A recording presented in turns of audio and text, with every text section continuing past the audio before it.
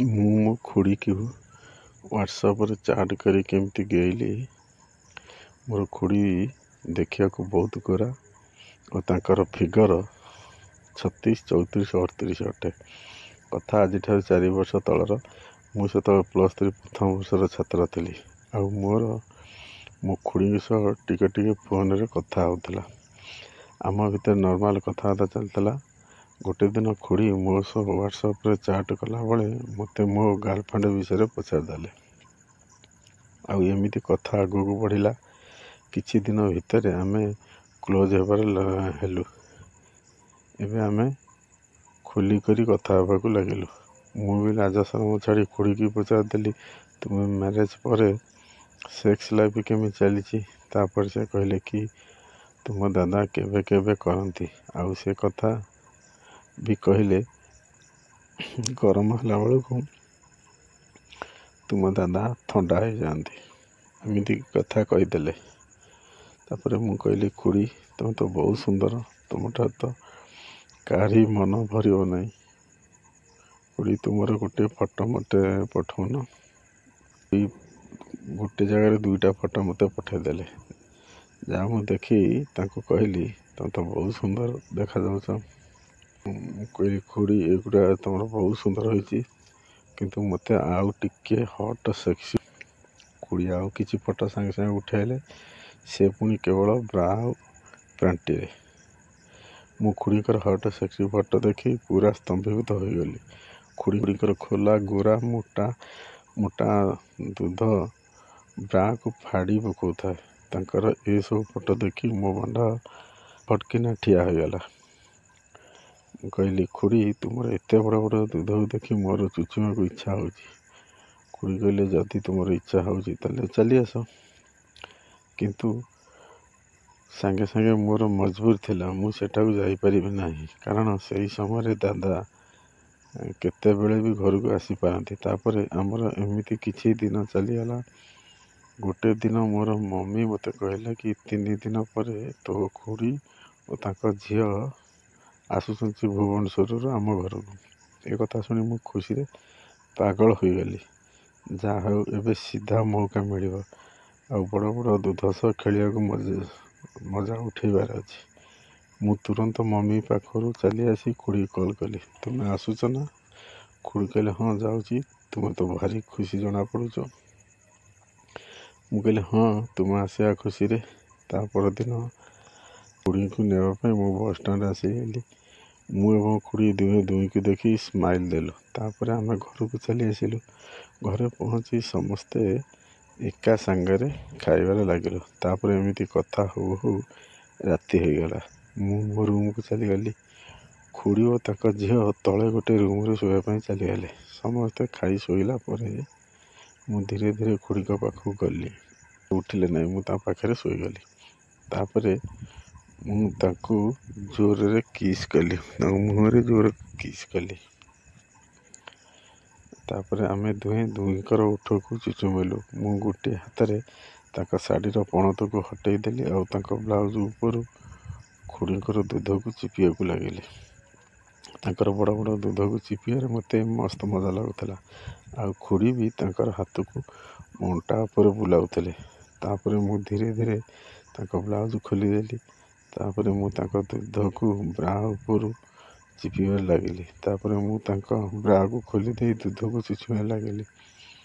ଆଉ ଏବେ ଖୁଡ଼ି ଫୁଲ୍ ଗରମ ହୋଇଯାଇଥିଲେ। ମୋର ମୁଣ୍ଡକୁ ତାଙ୍କ ଦୁଧ ଉପରେ ମାଡ଼ି କହୁଥାନ୍ତି, ଜୋରରେ ଆଉ ଜୋରରେ ଚୁଚୁମ। ମୁଁ ତାଙ୍କର ସାଉଣ୍ଡ ଶୁଣି ତାଙ୍କର ଶାଢ଼ୀକି ଖୋଲିଦେଲି। ଶାଢ଼ୀ ଖୋଲିଲା ପରେ ମୁଁ ତାଙ୍କ ଛାୟାକୁ ବି ଖୋଲିଦେଲି। ତାପରେ ମୁଁ ତାଙ୍କ ପ୍ୟାଣ୍ଟି ଭିତରେ ହାତ ପୁରେଇଲି, ଆଉ ତାଙ୍କ ବିହାର ଯେଉଁ ଉଞ୍ଚାଇ ବାଳ ଅଛି, ମୁଁ ତାଙ୍କୁ ଆଉଁସିବାକୁ ଲାଗିଲି। ମୁଁ ତାଙ୍କ ଦୁଧ ଚୁଚୁମୁଥାଏ, ଆଉ ତାଙ୍କ ବିହାକୁ ଆଉଁସୁଥାଏ, ଆଉ ଧୀରେ ଧୀରେ ବିହାକୁ ଟିକେ ରଗଡ଼ି ଦେଇଥାଏ ହାତରେ। ଏବେ ଖୁଡ଼ି ବହୁତ ଅଧିକ ମାରିବାରେ ଲାଗିଲେ, ଆଉ ସେ ନିଜେ ତାଙ୍କର ଦୁଧକୁ ଚିପିବାକୁ ଲାଗିଥାନ୍ତି। ଧୀରେ ଧୀରେ ମୁଁ ତାଙ୍କ ଦୁଧକୁ ଚୁଚିବା ସମୟରେ ତାଙ୍କ ବିହାରେ ଟିକେ ଆଙ୍ଗୁଳି ପୁରେଇ ଦେଲି। ଖୁଡ଼ି ଏକଦମ ଚିଇଁକି ଉଠିଲେ। ତାପରେ ତାଙ୍କ ହାତ ମୋ ଚଢ଼େଇ ଭିତରକୁ ଚାଲି ଆସିଲା। ମୋର ଚଢ଼େଇ ଭିତରେ ମୋ ମାଣ୍ଡକୁ ସେତେବେଳକୁ ପୁରା ହିଟ୍ ହୋଇଯାଇଥିଲା। ଖୁଡ଼ି ଏକଦମ ଚିଇଁକି ଉଠିଲେ। ହଁ, ମୋ ଚଢ଼େଇ ଭିତରକୁ ଚାଲି ଆସିଲା। ମୋର ଚଢ଼େଇ ଭିତରେ ସେତେବେଳକୁ ମୋ ମାଣ୍ଡ ପୁରା ହିଟ୍ ହୋଇଯାଇଥିଲା। ଖୁଡ଼ି ମୋ ମାଣ୍ଡକୁ ତାଙ୍କ ହାତରେ ଧରି କହିଲେ, ଆରେ ତମ ମାଣ୍ଡ ତ ତମ ଦାଦାଠାରୁ ବହୁତ ବଡ଼ ଅଟେ। ମୋତେ ଏ ମାଣ୍ଡକୁ ମୋ ବିହା ଭିତରେ ନେଲେ ମୋ ବିହା ତ ଦରଜ ହେଇଯିବ। ତାପରେ ସେ ଧୀରେ ମୋ ମାଣ୍ଡକୁ ହଲେଇବାକୁ ହଲଉଥାନ୍ତି। ଏତିକି ଭିତରେ ବାହାରୁ କେହି ଉଠିବାର ସାଉଣ୍ଡ ଶୁଭିଲା। ତେଣୁକରି ମୁଁ ସେତିକିରେ ଅଟକି ଗଲି। ଆଉ ମୁଁ ଧୀରେ ଧୀରେ କରି ମୋ ରୁମ୍କୁ ଚାଲି ଆସିଲି। ଆଗାମୀ ଦିନ ଖୁଡ଼ି ବୋଉକୁ କହିଲେ, ଅପା ଏଇ ରୁମ୍ରେ ବହୁତ ଗରମ ଲାଗୁଛି। ମମି କହିଲେ, ତୁମେ ଗୋଟେ କାମ କର, ଆଜିଠାରୁ ତୁମେ ଉପରେ ଆକାଶ ରୁମ୍ରେ ଶୋଇପଡ଼। ମମିର ଏ କଥା ଶୁଣି ଆମେ ଦୁଇଜଣ ପୁରା ଖୁସି ହେଇଗଲୁ। ରାତି ହେଲା, ସମସ୍ତେ ସମସ୍ତଙ୍କ ରୁମ୍କୁ ଶୋଇବାକୁ ଚାଲିଗଲେ। ମୁଁ ଓ ଖୁଡ଼ି ଉପର ରୁମ୍ରେ ଶୋଇବା ପାଇଁ ଚାଲି ଆସିଲୁ। ଯେମିତି ତାଙ୍କ ଝିଅ ଶୋଇଛି, ମୁଁ ଓ ଖୁଡ଼ି ପରସ୍ପର ଓଠକୁ ଚୁଚିବାରେ ଲାଗିଲୁ। ତାପରେ ଧୀରେ ଧୀରେ ଆମର ସମସ୍ତଙ୍କର କପଡ଼ା ଖୋଲିଦେଲୁ। ତାପରେ ମୁଁ ଖୁଡ଼ିଙ୍କର ଦୁଧକୁ ଚିପିଲି ଆଉ ବହୁତ ସାରା ଲଭ୍ ବାଇଟ୍ ବି ଦେଲି। ତାପରେ ମୁଁ ଯେମିତି ଖୁଡ଼ିଙ୍କ ବିଆ ଆଡ଼କୁ ଗଲି, ମୁଁ ବିଆରେ ଆଗ ଟିକେ ଜିଭ ଲଗେଇ ଚାଟିବାକୁ ଲାଗିଲି। ଖୁଡ଼ି କହିଲେ, ଇଏ କ'ଣ କରୁଛ? ମୁଁ କହିଲି, ଯାହା ଆଜି ପର୍ଯ୍ୟନ୍ତ ଦାଦା କେବେ କରିନଥିବେ, ଆଜି ମୁଁ ସେଇ କଥା କରୁଛି। ଖୁଡ଼ି, ନା, ବାସ୍ ଖାଲି ଫିଲ୍ କରି ମଜା ନିଅ। 10 ମିନିଟ୍ ପର୍ଯ୍ୟନ୍ତ ମୁଁ ତାଙ୍କ ବିଆକୁ ବହୁତ ଭଲ ଭାବରେ ଚାଟିଲି। ଆଉ ଆ ଭିତରେ ସେ ଥରେ ଝଡ଼ି ଯାଇଥିଲେ। ଖୁଡ଼ି, ଆରେ ବାଃ, ଏଥିରେ ତ ବହୁତ ମଜା ଆସୁଛି। ଆଜି ମୋର ପୁରା ବିଆକୁ ଖାଇଯାଅ। ଯେ ତାଙ୍କ ବିଆକୁ ମୋ ମୁହଁରେ ପୁରା ଦବେଇକି ରଖିଲେ। ତାପରେ ଖୁଡ଼ି ମୋ ବାଣ୍ଡକୁ ପାଟିରେ ପୂରେଇଲେ ଆଉ ମୋ ବାଣ୍ଡକୁ ଜୋରରେ ଚୁଚିବାକୁ ଲାଗିଲେ। ଆଉ 5 ମିନିଟ୍ ଚୁଚିବା ପରେ ମୁଁ ପୁରା ଅସମ୍ଭାଳ ହୋଇଗଲି। ମୁଁ ଆଉ ରହିପାରିଲି ନାହିଁ।